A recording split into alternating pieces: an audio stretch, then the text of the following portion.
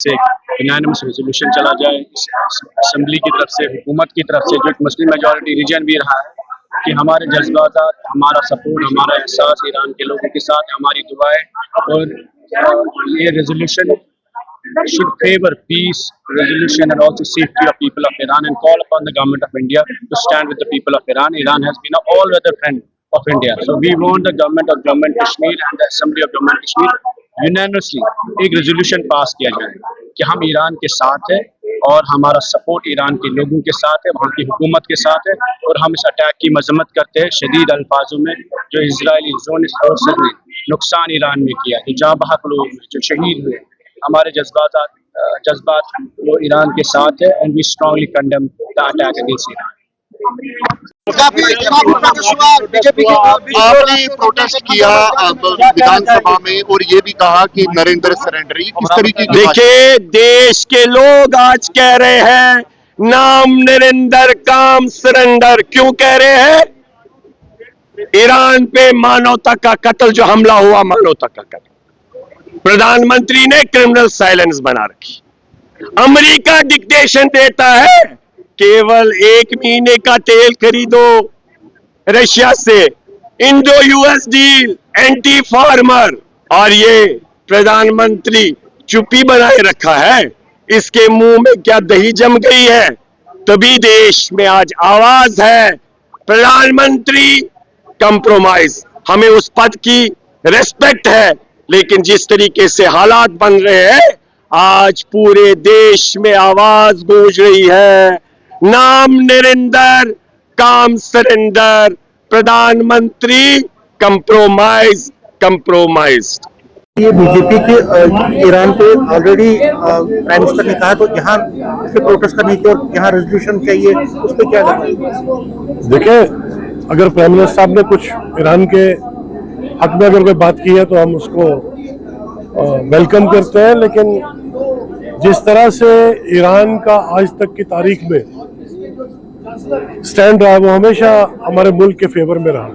जब भी हमारा मुल्क किसी परेशानी से गुजरा, ईरान हमारी सपोर्ट में खड़ा हुआ। और दूसरा, जो इसराइल जिस तरह से अमेरिका की पुष्टपनाही पे निहत्ते लोगों पे वार कर रहा है, स्कूल के बच्चों पे ईरान के अंदर वार कर रहा है, जिसमें एक दिल झंझोड़ने वाली एक बात, 170 के करीब जो बच्चियां थी, उनको जिस बेदर्दी से उन पे बॉम्बिंग की और उनको मार दिया, उनको शहीद किया, ये कंडेमेबल है। तो हम ये समझते हैं कि ये इस असेंबली के इस प्लेटफॉर्म से ये बात निकल के जाए, न सिर्फ ये हमारे मुल्क बल्कि बैरूनी ममालिक के जो रहनुमा है उन तक भी ये बात पहुँचे कि जम्मू कश्मीर की आवाम जो है वो चाहती है कि ये जंग जो है फर्दर एस्केलेट ना हो और कीमती जानें मजीद ज़्यादा ना हो। एनएलयू पे भी बीजेपी ने प्रोटेस्ट किया। कोई हक नहीं इनको पहुंचता, कोई मॉरल, कोई इनको अथॉरिटी नहीं है, क्योंकि ये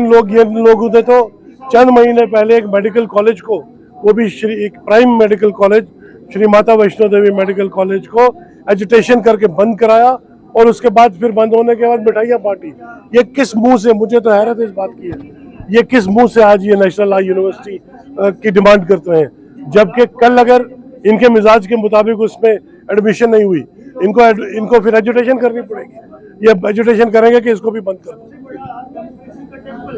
हालात बने हैं, क्या कहेंगे आज जो प्रोटेस्ट आपने किया? और फिर ईरान का, पहले तो ईरान का इशू पूछते हैं कि उन्होंने जिस तरह से बोलते हैं हाउस में एक रेजोल्यूशन आना चाहिए। नेशनल लॉ यूनिवर्सिटी जम्मू में बननी चाहिए। जम्मू का बच्चा इसका संघर्ष कर रहा है और पूरे देश में एक डिमांड है कि जम्मू कश्मीर में अगर यूनिवर्सिटी बने तो जम्मू में बने, क्योंकि जम्मू में संपर्क, सुरक्षा और ओवरऑल माहौल एक बहुत बेहतर। हम नहीं कह रहे कश्मीर नहीं बने, कश्मीर भी बने, जम्मू भी बने। 24,000 नौकरियां इस सरकार ने सर्विस प्रोवाइडर्स को बेची हैं और इसके विरुद्ध हम आज एहतजाज भी कर रही है हमारी पॉलिटिकल पार्टी सेक्रेटरीट के बाहर। हम विधानसभा के पटल पे बात भी करना चाहते थे, लेकिन कोई इस पे बात नहीं की गई। ईरान वाला जो वेस्ट एशिया और ईस्ट एशिया में जो डेवलपमेंट्स हैं, इसके बारे में भारत ने औपचारिक आधिकारिक तरीके से अपनी संवेदना, अपनी सहानुभूति और अपना संदर्भ और अपना स्टैंड क्लैरिफाई किया है। अनायतुल्लाह खमेनी साहब एक रिलीजियस लीडर, जिनका बहुत सम्मान हर एक आदमी करता है, हम भी करते हैं। भारत ने कंडेमनेशन भी किया है और भारत ने शोक संदेश भी जारी किया है। डायलॉग एंड डिप्लोमेसी पे भारत ने अपना जोर बताया है और वहां पे भारतीयों का एक तकरीबन 1 करोड़ के पास जो भारतीय हैं उनका सेफ वहां से रिटर्न हो गए, वहां पे भी उनकी सेफ्टी इंश्योर की जाए। तो इसके मध्य में भारत के प्रधानमंत्री भी संसद के पटल पे बोल चुके हैं। मैं साफ और स्पष्ट जो आपको बताऊं कि इस सारे के सारे परिप्रेक्ष्य में जब भारतीय प्रधानमंत्री बोल चुके हो, जब भारत का स्टैंड आ चुका हो, मुझे लगता नहीं कोई औचित्य, कोई तुक, कोई पॉइंट, कोई ऐसा लॉजिक कि हम इस विधानसभा में इसको डिस्कस करें, इसको ये करें। National conference, Congress, people democratic party exposed है, इनका परफॉर्मेंस ग्राफ अपने आप में बिल्कुल लो है, 0 है। और ये के बारे में भी लोग देखिए, ये बहुत बड़ी विडंबना है। वो सिर्फ नरेंद्र मोदी जी तो है, लेकिन वो अपने आप में एक इंस्टीट्यूशन है, इस देश के लीडर है, और उनके बारे में इस किस्म के बिलो द बेल्ट रिमार्क्स करना, एक देखें डिसेंसी का एक पॉलिटिकल क्रिटिसिज्म तो करना ही है, लेकिन डिसेंसी की एक लाइन को कहीं ना कहीं फॉलो करें। मुझे लगता है ये वांटिंग है, इसको कंडेम करेंगे, इसकी जितनी भी निंदा की जाए कम है। आने वाले वक्त में जैसे विधानसभा लगती है मजबूती के साथ बात करेंगे और एनएलयू और 24,000 नौकरियों को बेचने पे सरकार को घुटने पे लाएंगे।